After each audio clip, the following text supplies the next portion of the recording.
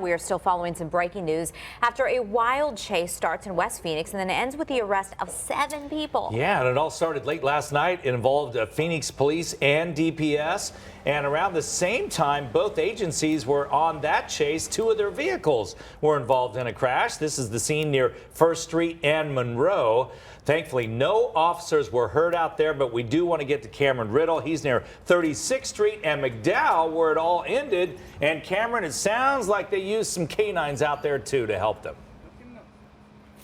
Yeah, canines helped bring this all to a close after we now know 8 people. Originally, we were told it was 7, but we now know 8 suspects arrested after they hopped out of that red minivan there down at the end of the street. We are now in the near East Valley in the streets at 36th Street, but this started all the way on the other side of town with an armed robbery at a Circle K. Take a look at the video of some of the suspects. We have been told that 7 of them are minors. That is why their faces have been blurred. One of them is an adult, a 34-year-old. But this all started at a Circle K near 19th Avenue and Grant. That is where the first robbery took place. The clerk there told police that at least 6 people came in. He counted at the time. 4 males and 2 females came inside. One of them pointed a gun.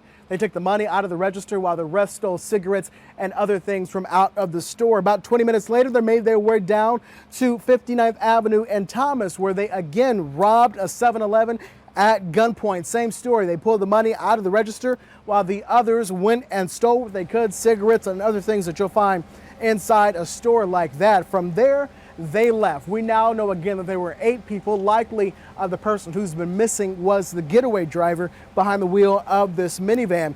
From there, the small pursuit begins. Police then shut off their lights so they don't do a high-speed chase through the streets of Phoenix. The chopper continues to follow them. At some point, DPS and Phoenix police officers get into what police described to me as a minor crash. She said they bumped into each other as they were making their way here to the scene. So the suspects did not directly cause that crash here. We're told there were no injuries in that either. But as they make their way here to the near East Valley, we wind up here at 36th and McDowell inside the Indigo Palm apartment complex. That is where all 8 suspects hop out of the minivan, and they are arrested with the help of canines. One of them chewed up someone a little bit out here, and they are being treated. But at this hour, we are told everyone is being questioned and then has been taken down to headquarters. All of the victims involved at the 2 different locations are also being questioned. Surveillance video